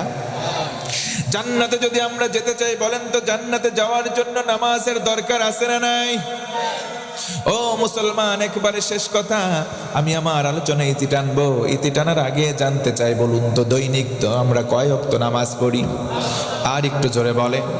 কিন্তু দুঃখ এবং পরিতাপের বিষয় হলো এই 5 ওয়াক্ত নামাজ আজকের সমাজের মুসলমানরা সঠিকভাবে আদায় করে না, কথা বলেন ঠিক কিনা? 5 ওয়াক্ত নামাজ আদায় না করলেও 5 শ্রেণীর মুসলমান আজকে এই সমাজের মধ্যেও আছে, দেখবেন মিলে যাবে। 1 নম্বর মুসল্লির নাম দিলাম আমি শুকুর আলী। সারা সপ্তাহ নামাজ নাই, শুক্রবারে শুধু জুমার নামাজে যায় এমন মুসল্লি বলেন তো মৌলভী বাজারে আছে না নাই? এদের নাম দিলাম শুকুর আলী। 2 নম্বর হলো রমজান আলী। ও মুসলমান বলেন তো শুধু রমজান মাসে যায়, সারা বছর কোনো খোঁজ নাই এমন মুসল্লি আছে না নাই? এদের জ্বালাই নিয়মিত যারা মুসল্লি হয় রমজান মাসে আসলে তাদের জ্বালাই সামনের কাতারে তারা জায়গা পায় না, কথা বলেন ঠিক কিনা? 3 নম্বর মুসল্লির নাম হলো বরাত আলী। সবে বরাতে যাই একবার এই মসজিদে 2 ঠোকর, আর এক মসজিদে দিয়ে যাই 2 ঠোকর, পেছন দিক থেকে দেখলে মনে হয় মুরগি ধান ঠুকিয়ে ঠুকিয়ে খাচ্ছে। 4 নম্বর মুসল্লির নাম হলো কদর আলী। সবে কদরে যাই, সারা বছর খোঁজ নাই। 5 নম্বর হলো ঈদ আলী। শুধুমাত্র 2 ঈদের নামাজে যাই, সারা বছর নামাজ পড়ে না, আছে না নাই? কেমন করে ঘুমাও তুমি, কেমন করে ঘুমাও তুমি ফজর করে কাজা, এমনও তো হতে পারে জোহরে জানাজা তোমার, এমনও তো হতে পারে জোহর পর জানাজা। ও যুবক তোমাকে বলছি ফজর নামাজ পড়ো নাই, তুমি ঘুমের বিছানায় মত্ত, তোমার যদি সকাল না হয় তুমি মারা গেলা। জোহরের নামাজের পর তোমার জানাজা হবে, তার মানে যদি তুমি ঘুমিয়ে গেলা নামাজ বাদে, ঘুম ভাঙলে হবে তোমার সকাল, আর যদি ঘুম না ভাঙে তাহলে সরাসরি হবে পরকাল, কথা বলেন ঠিক কিনা? অনেক মুরব্বী আছে 5 ওয়াক্ত নামাজ পড়ে না, তাকে যদি বলা হয় মুরব্বী বলেন তো মাগরিবের নামাজ কয় রাকাত, মুরব্বী বলবে জানি না। এমন মুরব্বী 2-1টা আছে না নাই?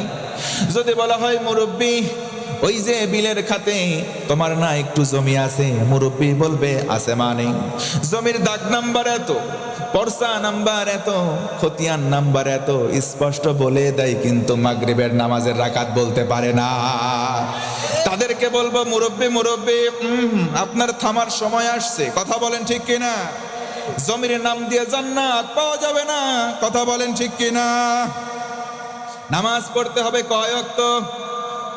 ফি জান্নাতি ইয়াতাসাআলুনা আনিল মুজরিমিন মা সালাকাকুম ফি সাকার ক্বালু লাম নাকু মিনাল মুসাল্লিন।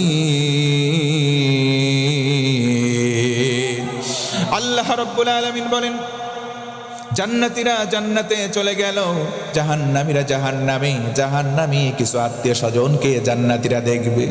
দেখার পরে একে অপরকে বলবে ওই যে দেখো আমার ভাই, ও ভাই জাহান্নামে কেন?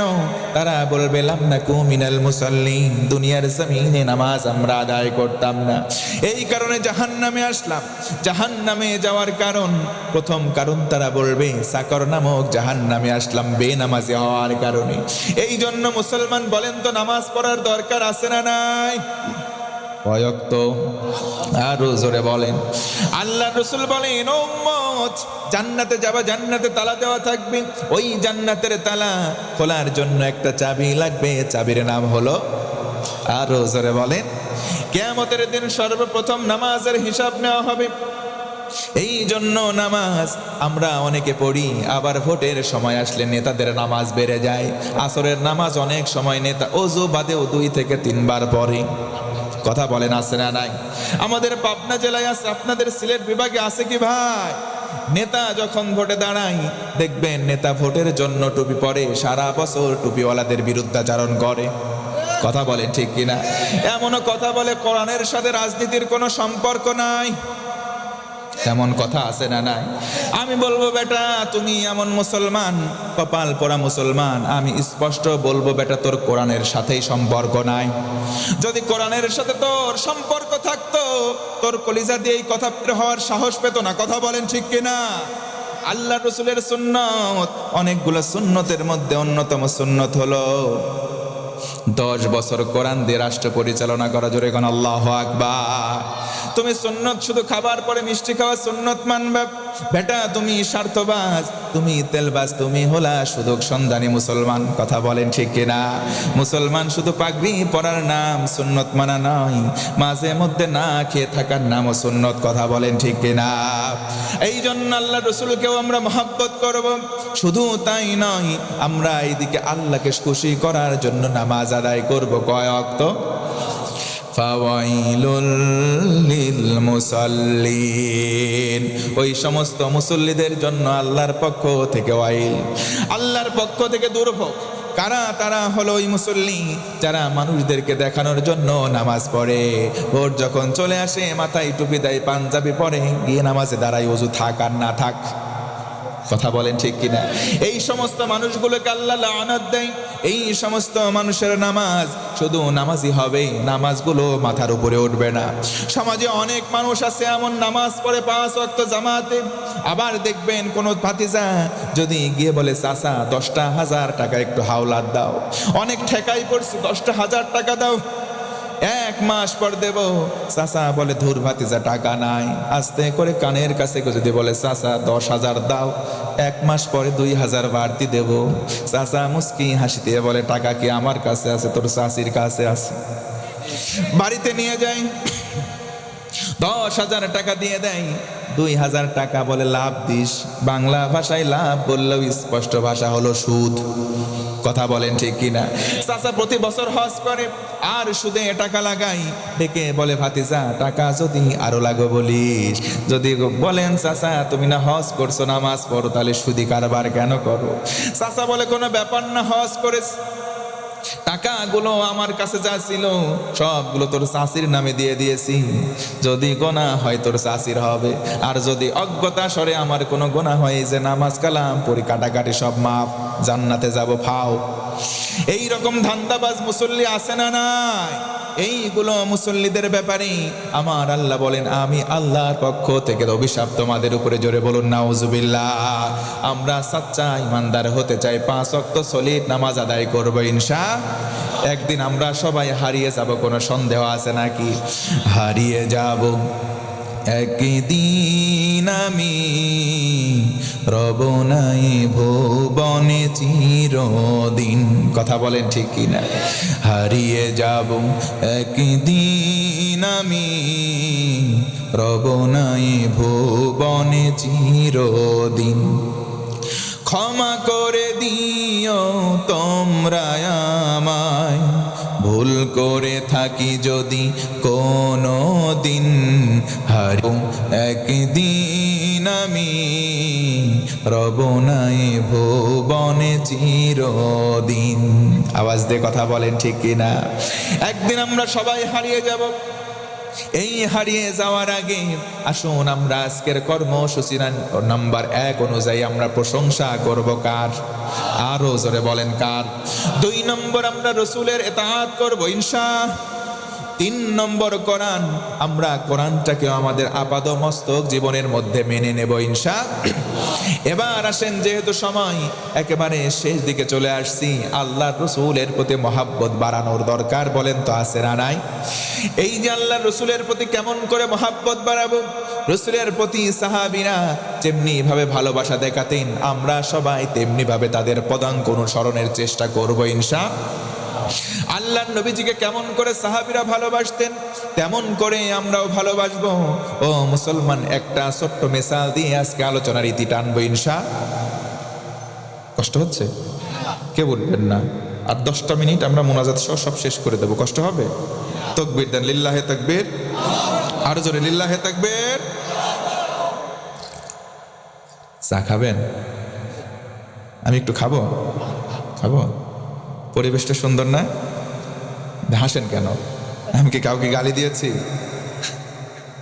আপনাদের আশেপাশেই তো আছে সেই ব্যক্তি, তাই না? আগামীকালকে সেই জেলায় যাব। কি বলে? ব্রাহ্মণবাড়িয়া। কি বলে? আপনাদের এই সিলেটের ভূমি ইসলামের যে বীজ বাংলার জমিনে বিপণন করেছিল শাহজালালের ভূমি। কথা বলেন ঠিক কিনা? এই জমিনে আসল যেমন আছে, কিছু কিছু নকলও আছে। যারা আসল বেশি হয় তার নকলও ওই জায়গায় তাড়াতাড়ি ডেমো বের হয়। কথা বলেন ঠিক কিনা? যেন আমরা আসলের সঙ্গে থাকবো, নকলগুলোকে অ্যাভয়েড করবো ইনশাআল্লাহ।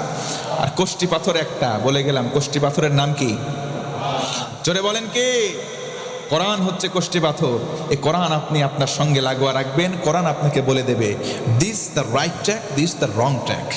এটা সোজা রাস্তা, এটা ভুল রাস্তা, এই কোরআন আপনাকে বলে দেবে ইনশাআল্লাহ। তাহলে রসুলকে মহাব্বত আমরা করব কি করব না? কেমন ভাবে করব? শেষ কথা বলে বিদায় নেব। রসুলকে মহাব্বত করব সাহাবীদের মতো করে। সাহাবায়ে কেরাম যেমন ভাবে মহাব্বত করতেন, তারিখুল ইসলাম থেকে বলছি, আল্লাহ রসুল সাল্লাল্লাহু আলাইহি ওয়াসাল্লামকে সাহাবায়ে কেরাম তাদের কলিজার চাইতে বেশি ভালোবাসতেন। জোরে বলুন সুবহানাল্লাহ।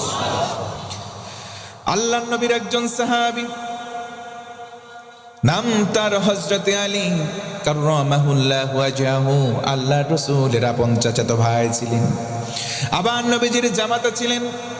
একদিন, 2 দিন, 3 দিন হয় হযরতে আলীর পেটের মধ্যে কোনো দানা পানি পড়ে নাই, ক্ষুধার্ত অবস্থায়, গায়ের মধ্যে কোনো শক্তি নাই। এমত অবস্থায় তিনি নবীজিকে খোঁজ করলেন, স্মরণ করলেন, কোথাও তার সন্ধান পেলেন না। নবীজিকে সন্ধান করার জন্য মসজিদে গেলেন, সেখানে পেলেন না। দরজায় কড়া নাড়লেন, সালাম দিলেন, আসসালামু আলাইকা ইয়া রাসূলুল্লাহ, ঘরের মধ্যে আছেন নাকি? ভেতর থেকে কোনো আওয়াজ এলো না। 3-3বার সালাম দিলেন, কোনো আওয়াজ পেলেন না। এবার যখন তিনি মনটা খারাপ করে মস্তক অবনত চিত্তে ফেরত যাবেন, 3 দিনের অনাহারে থাকা আলী 3 দিন কিছু খায় নাই। আবার ঘরের ভেতর থেকে কোনো আওয়াজ নাই। রসুলের সন্ধান না পেয়ে হযরতে আলী যখন চলে যাবেন, অন্তিম লগ্নে ভেতর থেকে আওয়াজ এলো, ও বাবা আলী, তুমি কেন আসলে? আম্মাজান খাদিজাতুল কুবরা তাহেরা রাদিয়াল্লাহু আনহা ঘরের মধ্য থেকে আওয়াজ দিল, বাবা আলী তুমি কেন আসলে? ও জামাই আলী তুমি কেন আসলে? কারণ বলো। তোমার শ্বশুর নবীজি এই মুহূর্তে ঘরের মধ্যে নাই, কেন আসলে তুমি? কারণটা আগে আমার কাছে ব্যক্ত করো। হযরতে আলী বললেন, ও আম্মাজান, 3 দিন হয়ে গেল, 1 দিন, 2 দিন, 3 দিন আমি আলীর পেটের মধ্যে কোনো দানা পানি পড়ে না। আমি আলী না খাওয়া আছি। ও আম্মাজান, নবীজির সন্ধানে আমি মসজিদে এলাম, সেখানে নবীর সন্ধান পেলাম না। নবীজিকে খুঁজতে খুঁজতে কোথাও না পেয়ে নবীর ঘরে এসে কড়া নাড়লাম, আম্মাজান আমি ক্ষুধার্ত, এই কারণে রসুলের সন্ধান করি। আম্মাজান খাদিজাতুল কুবরা বললেন, বাবা আলী তাড়াতাড়ি তুমি বাড়ি ফিরে যাও, 3 দিন তুমি খাও না। ও বাবা আলী, মাত্র 3 দিন। আর শুনে রাখো, তোমার শ্বশুর নবীজি আজকে কমপক্ষে 7 দিন অনাহারে আছে। আল্লাহু আকবার। তোমার পেটের মধ্যে 3 দিন খাবার পড়ে নাই, কোনো পানি নাই। আর তোমার শ্বশুর বিশ্ব নবীর পেটের মধ্যে কমপক্ষে 7 দিন কোনো দানা পানি কিছু পড়ে নাই, কোনো খাবার দিতে পারবে না, তুমি চলে যাও। তোমার রাসূল আজকে সকালবেলা ক্ষুধার যন্ত্রণা সহ্য করতে না পেরে একটা পাথর দিয়ে রশি দিয়ে বেঁধে কোথায় যেন চলে গেছে। আল্লাহু আকবার। ও বাবা আলী, তাড়াতাড়ি বাড়ির দিকে ফেরত চলে যাও, তোমাকে কোনো খাবার দিতে পারবে না। হযরতে আলী কান্না শুরু করলেন, ডেকে বলেন, আম্মা জান, এই জন্য আসি নাই, আমি তো খাবার চাইতে আসি নাই। যেই কথা শোনালেন, কথা শুনে আমার ব্যথা আরো বেড়ে গেল। আম্মা জান, আমি ক্ষুধার্ত 3 দিন হয় 4 দিন হয় রাসূলের শরণাপন্ন হই, কিন্তু খাবার আমি চাইতে আসি নাই। তাহলে কেন আসলাম? ক্ষুধার্ত অবস্থায় মানুষ খাবার চাই। ও বাবা আলী, তুমি কেন আসলা? তোমার আসার কারণটা বলো। হযরতে আলী ডেকে টুকরে টুকরে কাঁদে আর বলে, আম্মা জান, আমি যখন ক্ষুধার্ত হই 3 দিন 5 দিন 7 দিন হোক না কেন, দৌড়িয়া মসজিদে নববীতে চলে যাই। দৌড়িয়ে আমি মসজিদে চলে যাই, রাসূল আমার বসা থাকেন। ও আম্মা জান, আমি রাসূলের শরণাপন্ন হই, রাসূলের চেহারা মোবারকের দিকে তাকাই, তাকানোর সঙ্গে সঙ্গে আমার 3 দিনের ক্ষুধা নিবারণ হয়ে যায়। আহলে সুফফার সাহাবীরা যতজন ছিলেন, নবীজির চেহারা মুবারক দেখতেন, তার ক্ষুধা নিবারণ হয়ে যেত। ও আম্মা জান, আমি এই জন্য আসলাম, নবীজির চেহারা মুবারক দেখতে চাই। নবীজিকে না পেয়ে আমি ক্লান্ত পরিশ্রান্ত, আমি কেমন যেন ছটফট করছি গো আম্মা জান। নবীজির কাছে খাবার চাইতে আসি নাই, নবীজির চেহারা মুবারক দেখতে আসছি, কারণ কলিজায় ভালোবাসা আছে। তার জোরে কোন সুবহানাল্লাহ। সাহাবায়ে কেরাম এমনি ভাবে ভালোবাসতেন, সাহাবায়ে কেরাম এমনি ভাবে ভালোবাসতেন। তাদের কলিজার মধ্যে মহাব্বত ছিল রাসূলের প্রতি, রাসূলের প্রতি ভালোবাসা। এত একাগ্র চিত্তে থাকার কারণে তারা নবীজির চেহারা মোবারক দেখে ক্ষুধা নিবারণ হয়ে যেত। বলুন সুবহানাল্লাহ। ও মুসলমান, বলেন তো, সেই রাসূলকে মহাব্বত করার দরকার আমাদের আছে না নাই? আল্লাহ রাসূল বললেন, সাহাবীদের সামনে নিয়ে কয়েকজন সাহাবী বসা, রাসূল আমার বসে আছেন, কিছু নসিহত প্রদান করছেন। পেছন দিক থেকে একজন সাহাবী আসলেন, রাসূলের কাছাকাছি বসলেন, বললেন, মাতাস-সাআতু ইয়া রাসূলুল্লাহ, নবী বলেন তো কিয়ামত কবে হবে? আপনারা কি বিরক্ত হচ্ছেন? আল্লাহ রাসূল বলেন তো কিয়ামত কবে হবে? আল্লাহ রাসূল বললেন, মা ইস্তা'দাত লাহা, ওরে আমার সাহাবী, বলো তো কিয়ামতের জন্য তোমার প্রস্তুতি কেমন? কিয়ামত সহজ কোনো দিন নয়, কঠিন দিন। আল্লাহ রাব্বুল আলামিন বলেন, আল ইয়াউমা নাখতিমু আলা আফওয়াহিহিম ওয়া তুকাল্লিমুনা আইদিহিম ওয়া তাশহাদু আরজুলুহুম বিমা কানু ইয়াকসিবুন।